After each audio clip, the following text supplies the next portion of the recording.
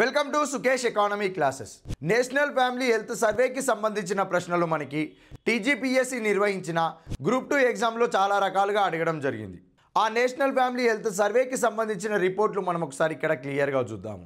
దానిలో భాగంగా national family health survey 5th report ఆధారంగా టోటల్ ఫర్టిలిటీ రేటు, సంతానోత్పత్తి రేటు ఎలా ఉంది అనేది ఒకసారి ఇక్కడ చూస్తే, national family health survey 5th report అనేది రిఫరెన్స్ పీరియడ్గా 2019, 2020, 2021 అనగా 2019 నుంచి 2021 రిఫరెన్స్ పీరియడ్గా తీసుకొని మనకు ఫ్యామిలీ హెల్త్ సర్వే రిపోర్ట్ను విడుదల చేయడం జరిగింది.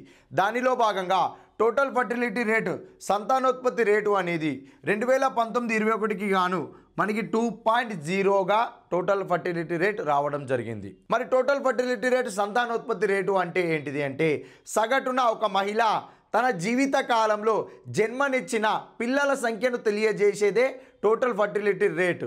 ఈ టోటల్ ఫర్టిలిటీ రేట్ అనేది 2015-16 national family health survey 4th రిపోర్ట్తో పోలిస్తే 2019-21 అనగా national family health survey 5th report ప్రకారము టోటల్ ఫర్టిలిటీ రేట్ అనేది 2.2 నుంచి 2.0కి తగ్గుదల నమోదవడం జరిగింది. ఈ టోటల్ ఫర్టిలిటీ రేట్ 2.0 అనేది రూరల్ ఏరియాలో 2.1గా, అర్బన్ ఏరియాలో 1.6గా నమోదవడం జరిగింది.